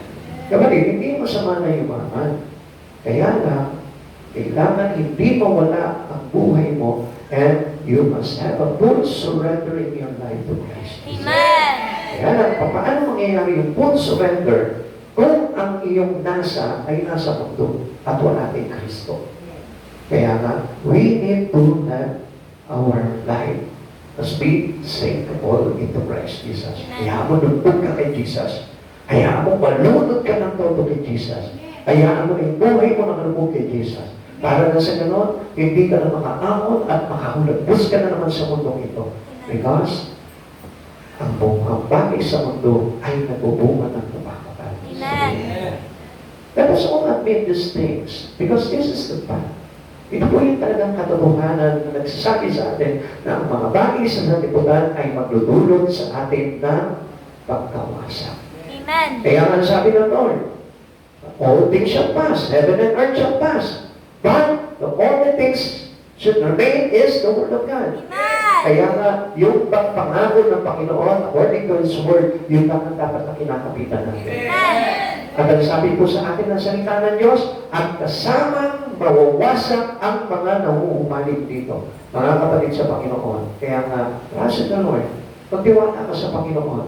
Kaya magtiwala ka sa pangako ng Panginoon, hindi ka niya mapabayaan sa mundo ito. Amen. Until the death comes into you, still bubuhay ka ng Panginoon para sa isang napakagandang buhay pagdating ng araw. Why are the promises of God are precious? The promise of God is precious because of the giver. Tandaan mo, ang nagbibigay nito ay makatarungan Diyos. Ang nagbibigay nito ay banal na Diyos. Ang nagbibigay nito ay mabuting Diyos at wala kang dapat na ipakamba. Kasi hindi ka bibigyan ng Lord ng pangako niya ito kung mawawasak ka. Kundi ibibigay niya sa iyo itong pangarap, itong pangako na ito para i-restore niya yung kaluluwa mo pagdating ng araw na itong kasabihin niya. The promise of God is precious because they are true. Totoong totoo. Lahat ng pangako ng Diyos is true, so real. If you believe that heaven is real, is hell is real, if God is real, now, the promise of God is real. Amen. Sino po dito naniniwala na totoo ang langit? Totoo ang impyerno? Totoo ang Diyos na ating Panginoong Jesucristo? Kung naniniwala ka sa mga bagay na yan, totoo rin ang pangako sapagkat ang nangako ay walang iba, kundi ang ating Panginoon. Amen? Kaya wala po tayo dapat na ipangamba na hindi natin marireceive yung pangako niyo, basta manatili ka sa Panginoon, tapat hanggang wakas, ikaw ay maliligtas. You will have that promises from Him. The promises of God are precious because they give daily victory over sin. Yan ang pinakamaganda doon. Anong pangako ng Diyos? Hindi niya tayo papabayaan. Hindi niya tayo iiwanan. Even though sometimes we tend into sin, still, ang Diyos na ito will cleanse us in our sin. Amen. Ililigtas ka pa rin niya, tutubusin ka pa rin niya, at pagagalingin ka pa rin sa mga karumihan ng kasalanan sa buhay nito. Kaya nga, we put our life totally surrendered to Him. Lagi nyo tatandaan, huwag mong babawiin sa Diyos yung buhay mo. Pag ibinigay mo na sa Diyos, huwag mo nang bawiin. Kahit na ano pang offer ni Satan sa buhay mo. Sometimes, ganyan ng mga Kristiyano eh. Hindi nyo napapansin? Alam niyo ba na existed pa rin yung Mateo chapter 4? Yung Mateo chapter 3 pa lang, di ba? Yung sinubok po ito, dinala sa ilang ito po si Jesus ni Satan.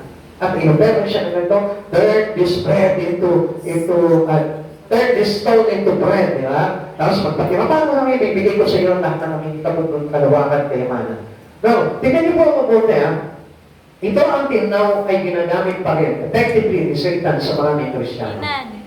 You give it already to God, your life, your soul, your spirit, to worship Jesus. But still, tingnan nyo, binabawi natin. Pag na-opera ka ng Panginoon, babawiin mo sa Kanya. Lord, akin ang muna. Kasi kailangan mo ito eh. Sometimes, kapag nagkaroon ka na ng problema, babawiin mo ulit at lalayo mo sa Panginoon. Why? Alam niyo po kung bakit? Because nasuhulang ka ng kaaway. Hindi napansin? Sometimes nga, di ba? Dahil ayaw ka lang, halimbawa, ayaw ka lang ng boss mo, pa-absent yan. Pero ang gagawin mo, pabili ko muna yung uwi yan. Kasi ayaw ako payagan ng boss mo eh. Na mag-absent para makapag-church ako. Then, hindi niyo po ba napapansin na Satan offered us para na sa ganon doon tayo sa kanya mag-worship. Kapatid sa Panginoon, kailangan you must broaden your spirit unto God para na sa ganon, hindi tayo madaya ito. Pusong kaaway nito na lagi na nag-o-offer sa iyo ng mga bagay na pagaganda sa tingin mo. Amen. Kapatid sa Panginoon, hindi lahat ng kumikinang ay ito. Sometimes, tanso rin kumikinang. Amen? Amen. Huwag kang papatanso sa kaaway. Amen? Amen. If we just try to think twice or 1,000 times bago mo tanggapin yung offer na yun. Tingnan mo kung makakapagpahiwalay sa Panginoon. Whatever offer that, kahit na ano pa yan, tingnan mo kung makakapagpahiwalay sa Panginoon. Pag iniwalay ka sa Panginoon, I tell you that was an offer of Satan into you. Amen. Nadaya ka. Kapag nawawala ka, dahil dito sa bagay niyo, I tell you, it is an offer to you by Satan. Parang sinasabi niya sa'yo, tanggapin mo ito, magpapaka sa akin. Not obvious. Minsan hindi mo napapansin, bakit hindi naman ako sumasamba kay Satan Yun lang hindi ka na mag-church, yun lang nakalimutan mo na yung ministry mo sa Panginoon, sumamba ka na kay Satan. Amen? Amen. Whatever you did, or whatever you do, contradictly into the Lord, into the things given into you by God, I tell you, it is your worship to Satan. Iniwanan mo yung ministry mo, it is worship to Satan. Hindi ka nag-church, it is worship to Satan. Akala ko ba natin, hindi tayo na-o-opera ng kaaway doon sa mga bagay niya? Come on, people of God. We are wise.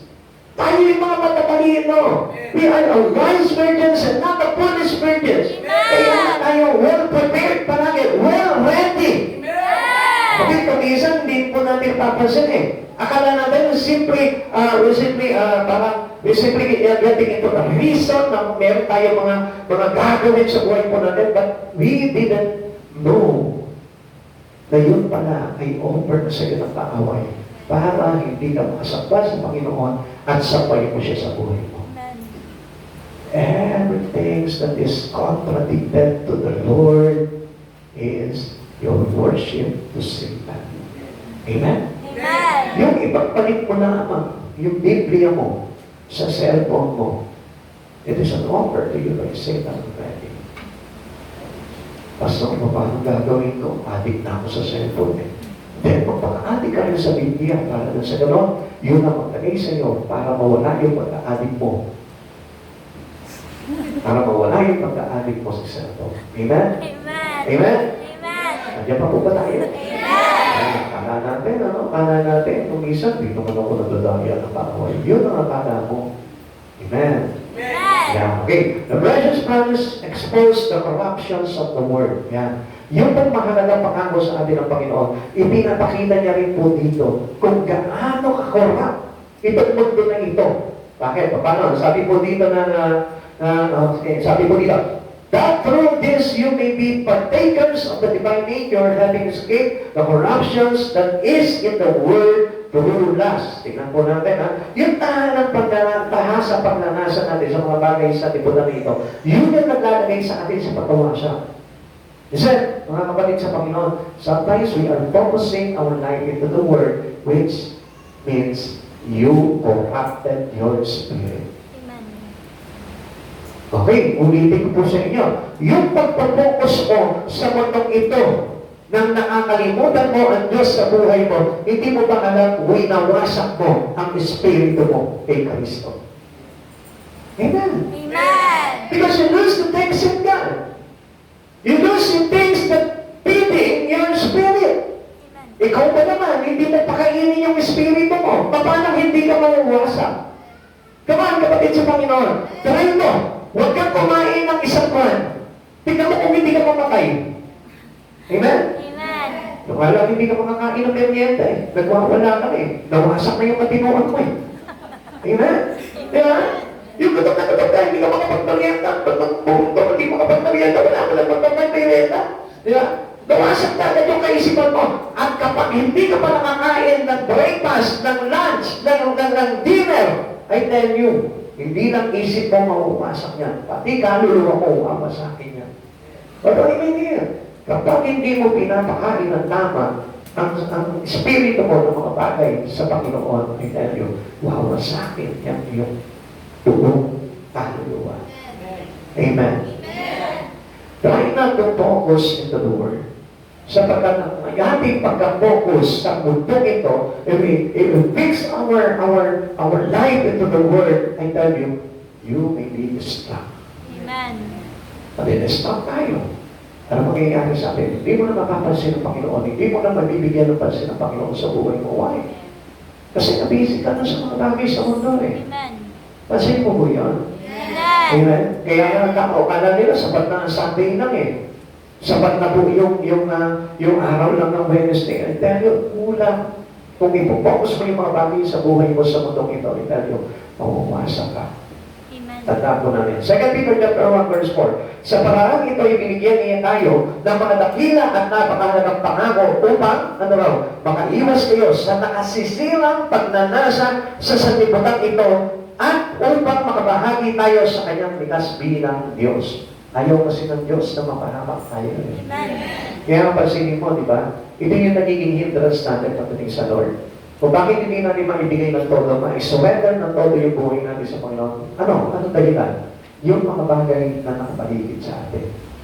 It's either yung pamilya, yung trabaho, yung pag-aaral, yung kaibigan, yung ating relasyon. Sometimes yan po yung nagdudulot sa atin ng pagkahiwalay natin sa Panginoon. Amen. And be aware of it.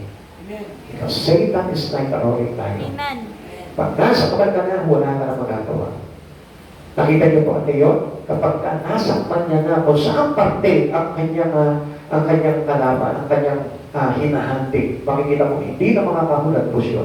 Lalo pati yung close niya, pag yan tumusok na sa laman ng kanyang mga nabiktima, hindi na makakawala talaga yan. Amen.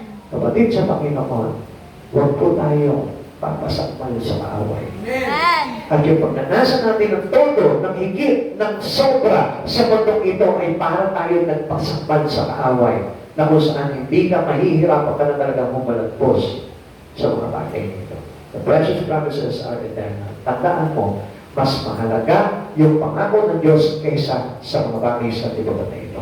Always focus on the Word. Always focus on Christ Jesus. At huwag po natin ituon yung ating paningin sa mga bagay lamang na mga mundo. 2 Corinthians chapter 1 verse 20. Sapagkat kay Kristo ang lahat ng pangako ng Diyos ay palaging oo. Dahil dito nakakasagot tayo ng Amen sa pamamagitan niya para sa ikaluluwalhati ng Diyos. Kaya kung pala tayo nag-Amen, ano? Ang ibig sabihin pala niyan, umuo tayo sa Panginoon. Oo, Lord, ito ang gagawin ko. Amen, Lord, ito ang gusto ko. Amen, Lord, agree ako sa mga bagay na gusto mo mangyari sa buhay mo. Yun yung amen natin. Amen. Kaya nga tayo nag-amen because tayo po sa ayon sa mga pangako ng ating Panginoon. Amen. Amen. Amen. Amen. That's why let us always hold on to Jesus' promise to us so that we don't drown into the promises of the Word that will put us into destruction. Kapatid sa Panginoon, para hindi po tayo mahulog sa pagkawasak, kailangan kumapit tayo sa pangako ng ating Panginoon sa Kristo. Kahit na anong failure na mayroon ka sa mundo nito, still, there is a big promise. Napakaganda ng pangako ng Panginoon na dapat natin panghawakan sa buhay po natin. At wala po makakatumbas po doon sa mga bagay. Kahit sabihin mo, magkamal ka man ang yaman dito sa mundo ito, I tell you, wala pa rin po yan. Dahil ang pangako ng Diyos ay higit na mainam kaysa sa ano pa mga bagay sa buhay nito. Kapatid sa Panginoon, tayo po yung magsitayan.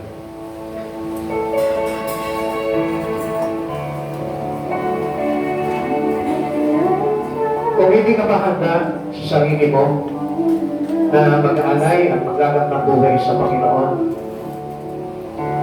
siguro this time, bakit hindi ka makipag-usap sa Panginoon? para humingi ka sa Kanya ng kalakasan para magawa mo yung mga bagay niya. Hindi po mahirap na maghahalay ng buhay sa Panginoon. Kaya lang po nagiging mahirap because you didn't yet trust God in all. Pero kapag nagtiwala ka na sa Panginoon, nanampalataya ka na kay Kristo Jesus, na siya magiging buhay mo, I tell you, wala ka nang ikakatakot. At makikita mo, magugulat ka, bakit ganito? Kaya ko lang ibigay yung buhay mo sa Panginoon. Ngayon, mga kapatid sa Panginoon, focus your life right now into the Spirit of God. Huwag mo munang isipin kung ano yung makagiging mo mamaya. Huwag mo munang isipin yung mga problema mo. Ang isipin mo sa oras na ito, kung paano ka magkakaroon ng Espiritu ng ating Panginoong Jesucristo na maglalagay sa iyo ng kakayanan para isuot na buo ang buhay mo kay Jesucristo. This is really important. It is an important matter for us to surrender our fullness into Christ Jesus. Kapatid, hindi sapat yung pagsundo lamang ng ibang area ng buhay mo. Kaya tandaan mo, kailangan natin isukot ng buo ang buhay natin sa Lord. At kapag napulo mo na yung Espiritu na yun, hindi na mahirap sa iyo na paglingkuran ng Diyos. Hindi na mahirap sa iyo na mag-church. Hindi lang Wednesday ang ibibigay mo sa Panginoon. Hindi ka naman natakot na mawalan ka sa araw na iyon ng linggo. Dahil you trust God with all your heart, soul and mind, and strength. Kapatid sa Panginoon, kaya marami pong tao hindi makalapit talaga sa Panginoon dahil sa takot. Takot na mawalan ng kita, takot na pagalitan ng pamilya, takot sa iba't ibang bagay sa mundo nito, na kung saan pagdarayan ni Satanas para hindi mo maibigay ng todo yung kaluluwa mo kay Jesucristo. Pero, once na tinanggal mo na ang Espiritu ni Jesucristo sa buhay mo ng totoong katotohanan, makikita mo, you will stand like a shining armor soldier of God. Makikita mo kung gaano katagal ang isang kawal ng Diyos na hindi matitinag kahit alisan na lahat ng bagay sa mundo ito. And that was a true Christian.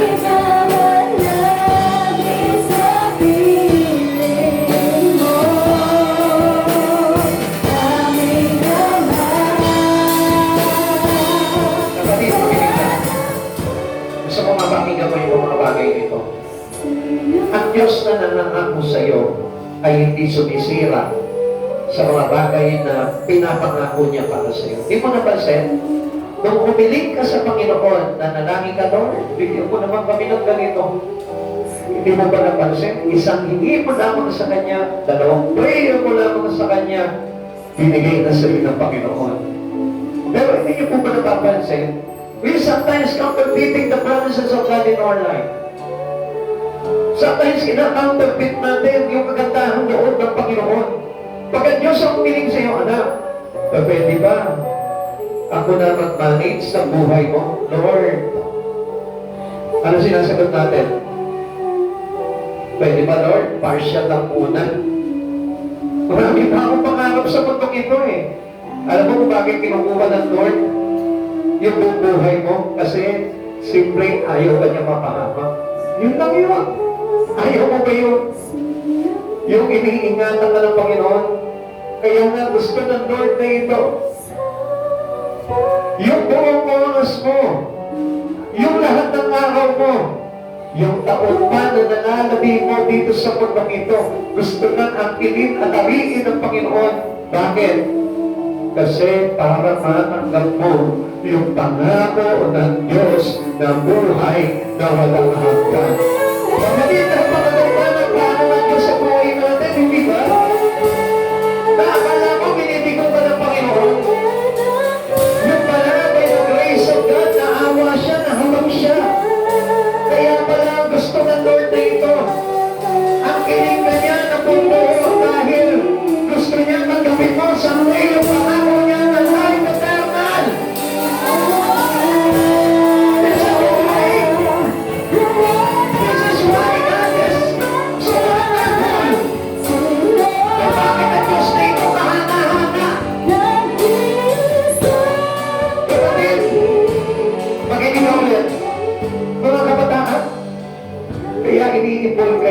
Diyos into the ministry in Christ dahil alam niya kung gaano nakasama ang mundong ito.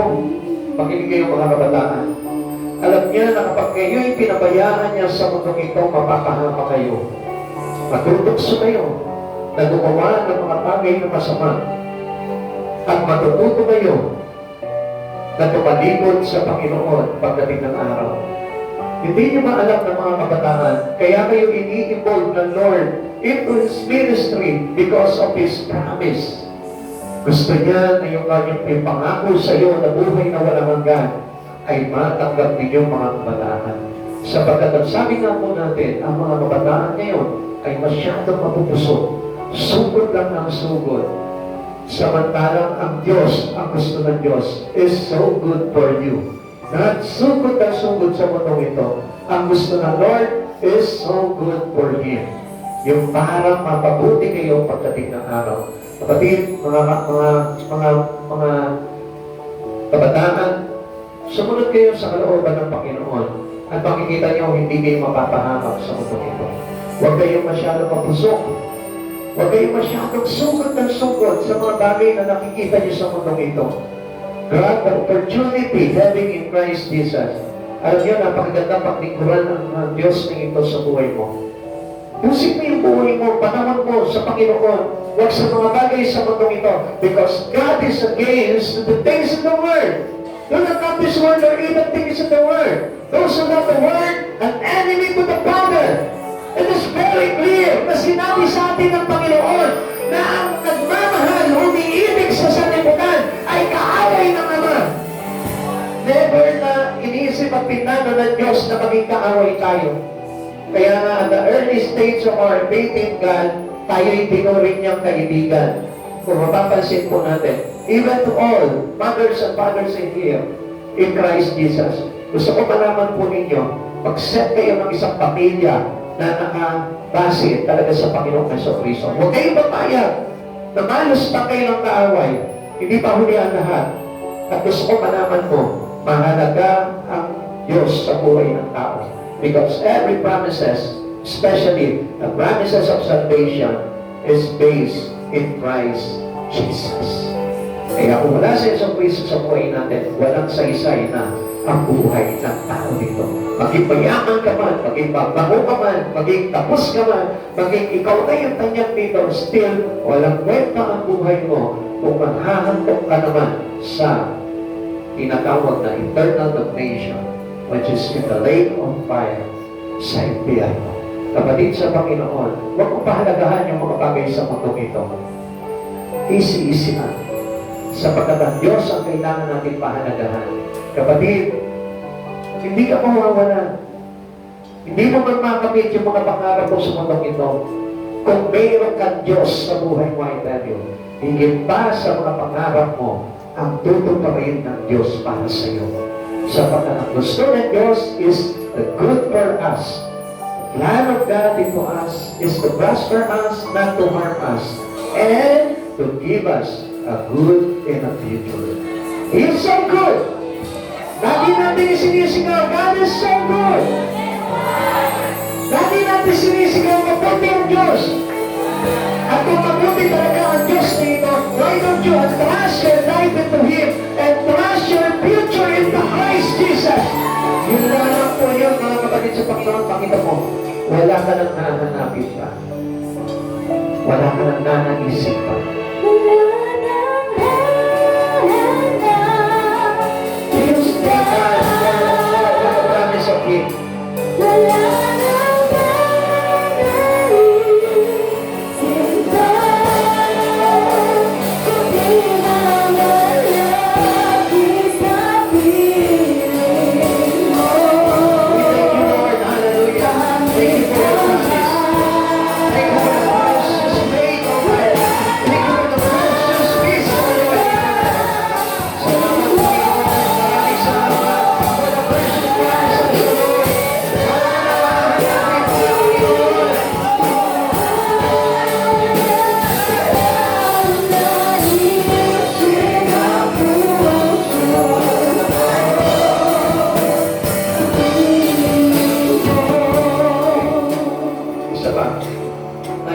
lahat ng mga kabataan ng Milera ngayon dito.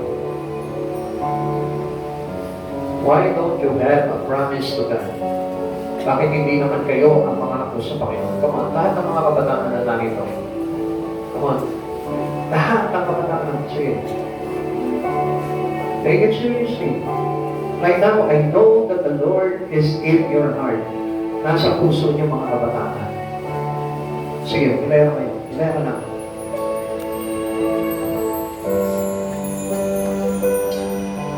Bakit hindi ka seryosohin itong pagkakataon na ito? Close your eyes. Feel the presence of God. Sa presensya mo. Come on. I want that you children of God open your heart to God, to Jesus. Sige, isang linya lang kayo. Yung mga nasa likod na kabataan, linya kayo, linya. Sige. Sige. Do not be disturbed.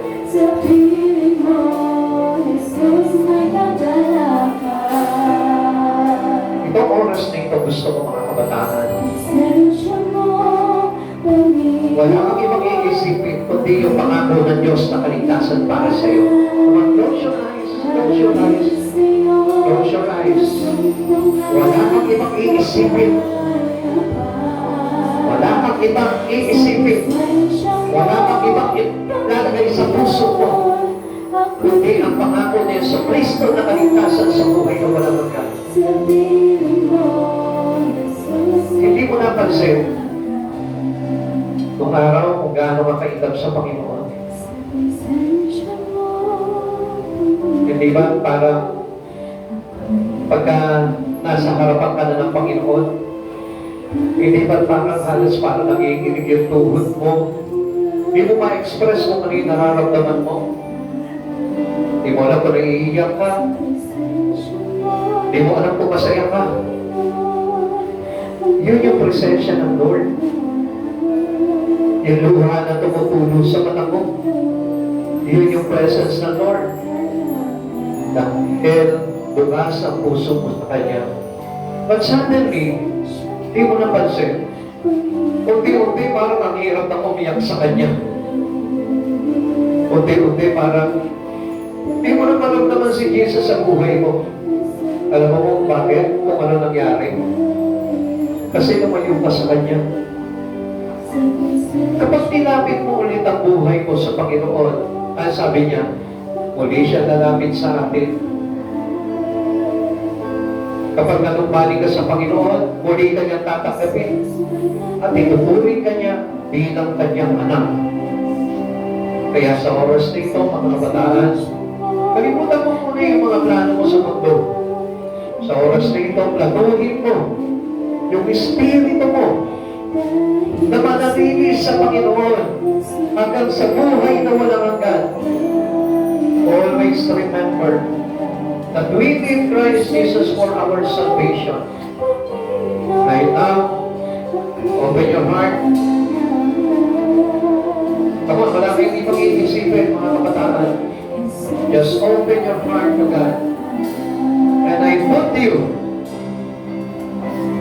as a minister to Christ Jesus.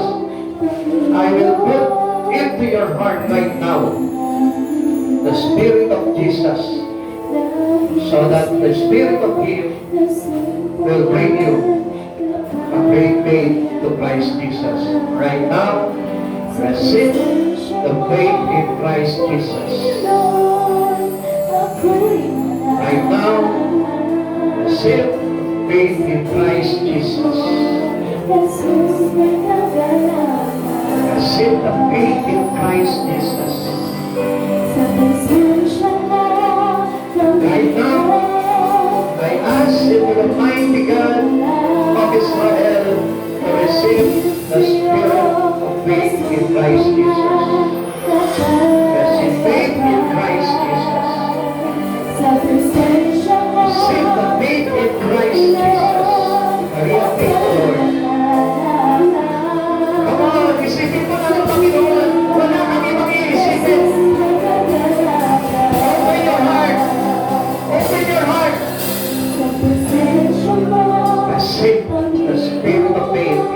Christ Jesus. Nahihirapan ka na bang umiyak? Hingin mo sa Lord. Sabihin mo, Lord, gusto ko paiyakin mo ko sa oras dito. I want to receive the Spirit of your Lord. Huwag ka papayag na hindi matutulog ang puso mo sa oras dito. Because a humble heart is an open heart for Jesus. Receive the Spirit of Christ Jesus. Having the faith. Come on. Sipin mo na si Jesus. Receive the Spirit of faith in Christ Jesus. We call upon the Spirit of the Lord right now. Receive the Spirit of Jesus' faith in us. I call on the Spirit of the mighty Lord Jesus to receive the Spirit of faith in Christ Jesus. Receive in the Spirit of God. Hallelujah. Receive the Spirit of faith in Christ Jesus. Amen. Kahit na may mga magulang na nandiyan, huwag kang panoorin. Katapuin mo ang Panginoon. Huwag kang manood dito. Receive the Spirit of faith in Christ Jesus.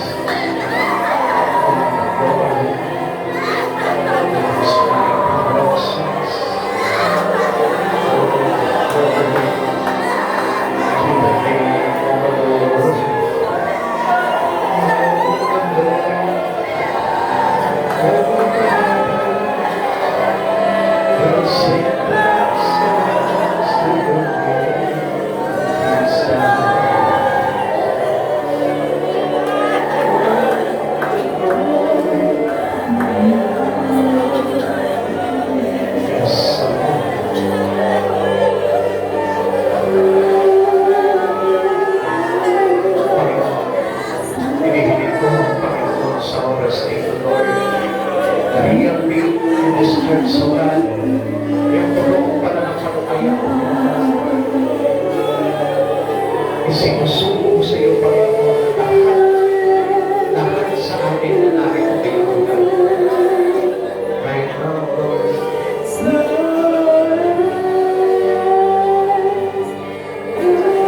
Even our sickness, O God.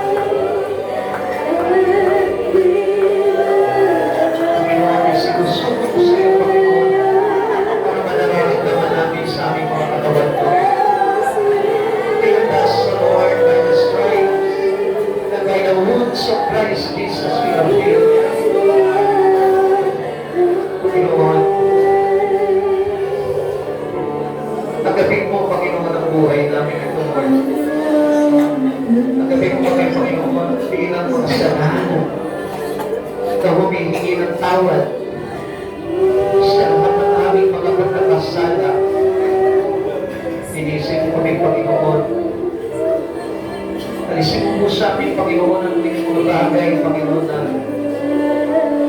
naglalagay sa amin, Panginoon, ang pahirap sa aming katawan. Patawarin mo kami sa oras nito, Lord. Isinusuko mo sa iyo, Panginoon, ang buhay na ito, Lord. We trust in you, Lord Jesus, with all our heart. Panginoon, sa oras nito, Lord, pinagaling mo na ang iyong palikod.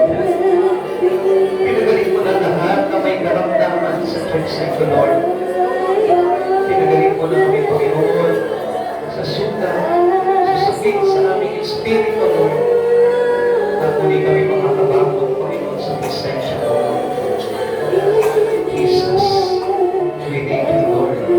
Kailangan ka namin ulit, especially with mga kabataan, Panginoon. Raise up, Lord. Raise mo sila, Panginoon. Kailan mga lingkod mo, Panginoon. Panginoon, huwag ka nilang iratyan, Panginoon. Huwag ka nilang taklihan. Huwag ka nilang iwanan. Huwag umuhayaan na madaya sila ng kaaway ko. Ihihiling ko sa iyo, Panginoon, sa mga pangyarihan pangalan mo, Lord. Ibilang mo kami, Panginoon, sa iyong mga tupa. Ibilang mo kami bilang iyo, Panginoon Jesus. Huwag mo hayaan na mawala kami sa ang aming pangalan sa aking buhay. Upang sa pagbabalik mo, Panginoon Jesus, pagmamahaling kami, magpabilang sa iyo, Panginoon, ay papalik mo. Sasalubong sa iyo, Lord. Panginoon Jesus, hinihiling namin ito sa mga pangyarihang pangalan mo, Lord. Wala kami magagawa, Panginoon, kundi ikaw lamang ang aming pinagkakatiwalaan. Panginoon, agapin mo bawat isa, Lord. We trust you, Lord Jesus, with all our heart. Panginoon, maraming salamat po, God.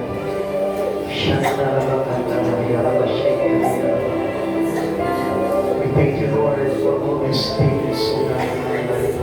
Salamat, Panginoon Jesus. Hallelujah. Glory to you, Lord. Glory to Jesus.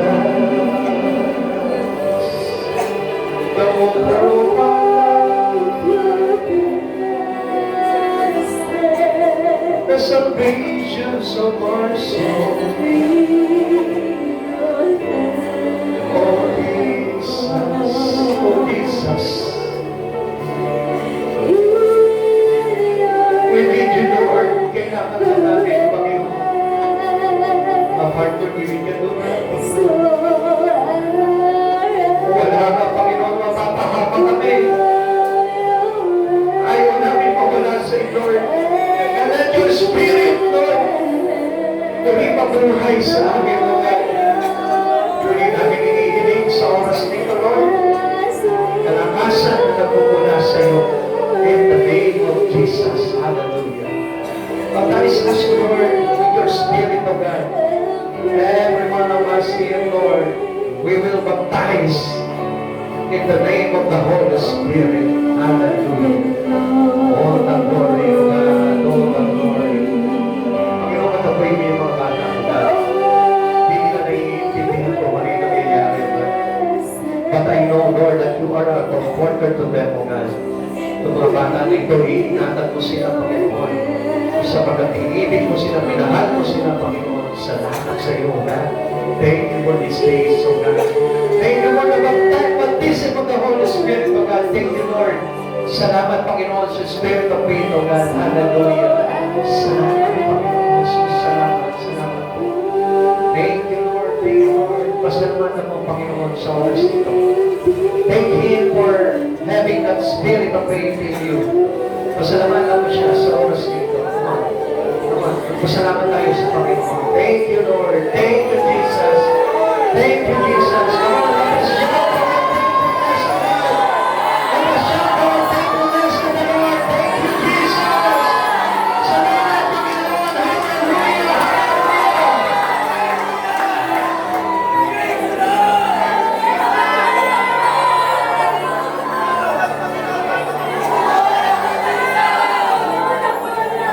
Let us pray to God. Ngayon po natin manalangin sa Panginoon. Panginoon, maraming salamat po sa lakasan sa Espiritu, Lord. Panginoon, naunawaan namin, Panginoon, ang mga bagay dito na mahalaga ka, Panginoon, sa aming buhay, O God. Nothing to be precious for us, O Lord, but you, O God, our Jesus. Panginoon, maraming salamat po sa oras nito, Lord, at ang receiving your Spirit, O God, naniniwala kami na magiging matatag na, Panginoon, ang aming pananampalataya sa iyo, Panginoon, upang na sa ganon maihanda kami, Panginoon, sa iyong muling pagbabalik, Panginoon. Isasama mo kami, Panginoon, upang salubungin ka namin sa iyong alapaap, O God. Maraming salamat po, Panginoon. Bless everyone, O God. Balutin mo po kami ng iyong banal na dugo, especially yung mga kabataan na narito, Lord. Hayaan mo, Panginoon, na ikaw yung Diyos na magpaunawa sa kanila ng mga bagay nito, Lord. Comfort their heart, O God, their spirit, O Lord. Alam namin, Panginoon, Lord, hindi sila maguguluhan sa mga bagay nito, Lord, kundi magbubukas sa kanila ito ng kaganapan, kapayapaan, at buhay sa Espiritu mula sa iyo, Panginoon Jesus. Maraming salamat po, Panginoon. We trust in you, O Lord Jesus, in our heart, O God. Ikaw yung Diyos na aming pananampalataya, magpakailangan, O God, sa bawat buhay namin. Salamat, Panginoon Jesus. Muli po, O God, pagpalain mo po ang bawat isa sa aming pag-uwi, O God. Ingatan mo po lahat sa amin, O God. Kaya mo po kami palutin ng iyong pagsama, Panginoon. Ang iyong libo-libo mga sa pagpalain mo bawat isa, O God. Salamat po, Panginoon. Muli po, sa iyo po namin ibinabalik ang lahat ng kapurihan kahangalan. God be the highest glory in Jesus' name. Amen and amen. Praise God. People of God. Your life in Christ Jesus. Hallelujah. God bless you all.